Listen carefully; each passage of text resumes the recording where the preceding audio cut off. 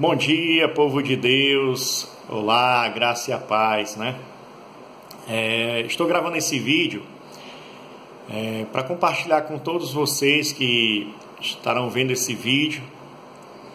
E eu gostaria de falar um pouco nessa manhã, uma manhã abençoada, uma manhã chuvosa, né? Uma manhã propícia para que a gente glorifique e exalte ao nome do Senhor, né? E eu gostaria de refletir um pouco em uma história que está relatada no livro de Ruth. O livro de Ruth é um livro que tem apenas 4 capítulos e 85 versículos. É um livro que não cita o nome de Deus, porém você vê Deus assim entrelaçado nas páginas deste livro. É um livro que não fala do nome de Deus, porém você vê a manifestação da glória de Deus na história narrada nesse livro. E a história de Ruth, como eu acredito que a maioria de vocês já conheçam, começa em uma situação onde em Belém houve uma grande fome, uma grande crise, e Noemi com sua família sai da sua terra natal e vai até a terra dos Moabitas e vai habitar lá naquela terra. Chegando lá, os seus filhos se casam, Malom e Quilion, e com o passar do tempo, tanto o seu esposo morre, como os seus 2 filhos, deixando aquela senhora viúva e as suas noras também viúvas. E Noemi se lembra, tem notícias de que em Belém Deus se lembrara do seu povo e aquela terra começou a prosperar novamente. Aquela crise que se abateu sobre aquela região passa e ela resolve voltar. Ela chega para suas 2 noras e diz: olha, eu estarei voltando para a minha terra natal e aqui eu vou me despedir de vocês. Eu estou aqui abreviando, né? E a Bíblia Sagrada conta que tanto Orfa como Ruth choraram em alta voz e não queriam deixar Noemi. Porém, Noemi insiste, Orfa com um beijo se despede, porém Ruth se nega a deixar Noemi. E aqui no versículo de número 16, do capítulo 1, é interessante, é um dos textos que eu mais gosto na Bíblia Sagrada, porque diz o seguinte: disse, porém, Ruth: não me enches para que te deixes e me obrigue a não seguir-te, porque aonde quer que fores, irei eu, e onde quer que pousares, ali pousarei eu. O teu povo é o meu povo, o teu Deus é o meu Deus. Onde quer que morreres, morrerei eu, e aí serei sepultada. Faça-me o Senhor o que bem lhe aprouver, se outra coisa que não seja a morte me separar de ti. Esse é um dos textos bíblicos que eu mais gosto, porque mostra claramente como essa jovem chamada Ruth entendeu um princípio de fidelidade. Ela, naquele momento, estava reconhecendo o senhorio de Deus, quando ela toma uma atitude de seguir Noemi para onde Noemi fosse. Noemi ou Noemi, né? E ela segue a Noemi para sua terra natal. E, querido, o livro de Ruth, ele exalta o amor e a virtude de uma mulher moabita. O livro fala da oportunidade de reconciliação para todas as nações estrangeiras que buscam abrigo debaixo das asas do Deus vivo. Em Boaz e Ruth, os israelitas e gentios são reconciliados com Deus. Nada além do amor e da fé pessoal de Ruth foi exigido dela para encontrar o abrigo sob as asas do Deus de Israel. O livro de Ruth é a história de um drama familiar. Antônio Neves de Mesquita diz que o livro de Ruth nos coloca face a face com o drama de família.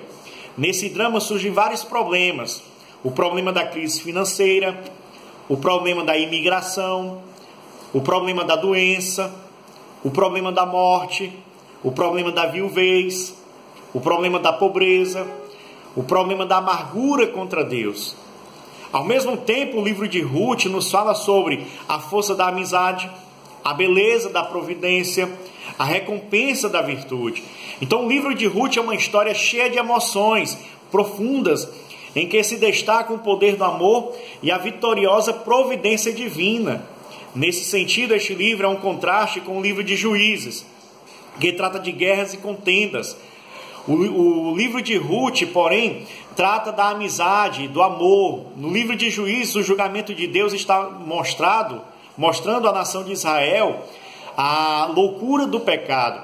No livro de Ruth, o amor e a virtude estão sendo recompensados. Na verdade, o livro de Ruth, ele trata a respeito de Deus. Ele é o personagem principal desse precioso livro. Vale ressaltar que em uma sociedade dominada pelos homens, as personagens centrais desse romance são duas mulheres que desafiaram a crise e agiram com fé na providência divina. A primeira é uma judia idosa, viúva, pobre, sem filhos. A outra, uma gentia viúva que se apegou à sua sogra e se converteu ao Deus de Israel. Além de oferecer-nos abençoadoras lições morais e espirituais, esse livro é um tributo divino às mulheres, verdadeiras heroínas em tempos de crise. Há 2 livros da Bíblia com nomes femininos. O primeiro é Ruth, uma gentia que se casa com um judeu e se torna ancestral do rei Davi e do próprio Messias. O segundo livro é Esther, uma judia que se casa com um gentil para salvar o seu povo de uma grande tragédia. O interessante é que no livro de Ruth, por ter como protagonista 2 mulheres, uma judia e uma moabita, nós sabemos que o Oriente Médio, principalmente naquela época, era um local assim muito meio que machista. Mulher não tinha vez, né? E Deus vai usar 2 mulheres para narrar assim, uma história tremenda, uma história belíssima.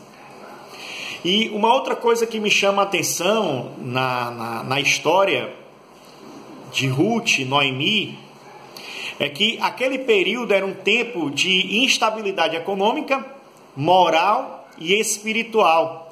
O livro de Ruth ele foi escrito no período mais turbulento da história de Israel, o período dos juízes. Esse foi um longo período de aproximadamente 350 anos, que começou depois da morte de Josué e só terminou com a coroação do rei Saul. Nesse tempo, o povo israelita viveu como um elevador, ora caminhando para cima e ora caminhando para baixo. O povo alternou sua vida oscilando entre a rebeldia contra Deus e a volta para Ele. A instabilidade política, queridos, o colapso moral e a infidelidade espiritual foram as marcas distintivas desse tempo. E o interessante é que se você pega aquela história que aconteceu nesse período, um período de instabilidade econômica, moral e espiritual, e você compara com a nossa nação hoje, nós estamos vivendo a mesma coisa. Estamos vivendo a mesma coisa. O nosso país ele passa por um período de instabilidade econômica. O nosso país está enfrentando uma crise moral e espiritual. Quando você fala de instabilidade econômica, é só você avaliar os mais de 13 milhões de desempregados que está aí na nossa nação. Empresas de renome fechando as portas. A crise econômica batendo assim na nossa porta diariamente. Uma decadência moral. Antigamente o que era errado virou certo hoje. E o que era certo antigamente virou errado hoje. Hoje a bola da vez é a ideologia de gênero. Não podemos falar mais o que a Bíblia Sagrada nos ensina, porque tem um monte de dedo nos apontando e nos julgando, nos chamando de homofóbico, nos chamando de radicais e por aí vai. Uma crise espiritual. E quando eu falo de crise espiritual, eu não me refiro apenas à nação brasileira como um todo, mas em particular as igrejas que se intitulam igrejas cristãs. Se você observar, a pregação da palavra de Deus está escassa no meio de muitos templos religiosos tidos como cristãos. Os pregadores estão deixando de lado o conteúdo, o ensino da palavra de Deus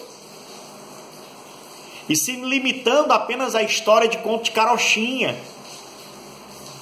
Infelizmente, os pregadores da atualidade têm se preocupado mais em se autopromover do que de fato ensinar a palavra de Deus, fazer uma pregação expositiva, um ensinamento expositivo da palavra. E isso, infelizmente, querido, tem desencadeado no meio do povo de Deus um bando de seguidores, de discípulos analfabetos da palavra de Deus. Homens e mulheres que não entendem mais nada da palavra de Deus. Homens e mulheres que não têm mais sede de buscar a palavra de Deus. E aqui eu fico muito triste quando eu observo igrejas que, vez por outra, dizem que tem que bolar alguma estratégia para atrair pessoas, porque senão o povo não vem, querido. O que atrai as pessoas até Jesus é o ensinamento da palavra de Deus, é a pregação expositiva da palavra de Deus. O que atrai as pessoas até Jesus é isso. O problema é que muitas igrejas estão deixando de lado o ensinamento da palavra de Deus e estão fazendo em seus cultos os chamados shows gospels. Fazem de tudo, menos o ensinamento. Querido, o que atrai a pessoa a Jesus é o poder da palavra de Deus, é Jesus. A Bíblia Sagrada nos ensina que nós temos que ser sal e luz deste mundo. As pessoas que estão aí no mundo, lá em 2 Coríntios 4,4 diz que o Deus desse século cegou o entendimento dos incrédulos para que não resplandeça nele a luz do Evangelho. Então são pessoas que estão cegas espirituais. São pessoas que precisam da luz do Evangelho. São pessoas que precisam ouvir a palavra de Deus. Nós não precisamos de ficar fazendo entretenimentos para atrair pessoas. O que atrai as pessoas a Jesus é a pregação da palavra de Deus, como ela deve ser feita. Observe que as igrejas hoje fazem de tudo. É campanha dos 70, é campanha dos 12 apóstolos, é campanha da queda da muralha, é a campanha da queda do gigante, é a campanha do sal grosso, é a campanha da vassoura ungida, é a campanha disso, é a campanha daquilo. Meu irmão, para com isso. Vamos acordar e voltar aos princípios da palavra de Deus. Lá em Atos capítulo 2, você vê lá no versículo 42, 43, em diante, que a igreja ela perseverava na doutrina dos apóstolos, na comunhão e no partir do pão. E a Bíblia diz que em toda a alma havia temor. Vamos voltar ao princípio da palavra de Deus, aos ensinamentos da palavra de Deus, que você vai ver que as coisas vão começar a acontecer. O IBGE fala que hoje já somos para mais de 40 milhões de evangélicos na nação. Mas cadê o efeito desse crescimento? Cadê o resultado de tudo isso? É o que nós não estamos vendo. Porque a criminalidade aumenta, a frieza espiritual tem abatido o povo de Deus. Então, querido, eu queria deixar essa reflexão para todos vocês que estão me assistindo nesse momento e dizer que eu amo vocês em Cristo Jesus, mas entenda, a palavra de Deus vai ter que ter primazia. Eu não sou dessa época atual onde temos aí os pregadores popstar, né? Onde a gente vê os pregadores hoje compra logo um relógio lá na Feira dos Pássaros, daqueles bem grandão, taca no braço, pega aquela camisa e o sapato brilhoso que parece mais um espelho, vai pregar em tudo cheio de eloquência, aquele negócio todo. Não, meu irmão. O evangelho ele é puro, ele é simples, ele não precisa de nada disso, sabe? E eu deixo essa reflexão para vocês. Vamos meditar mais na palavra de Deus. Vamos voltar aos ensinamentos da palavra de Deus. Amém? Que Deus em Cristo te abençoe.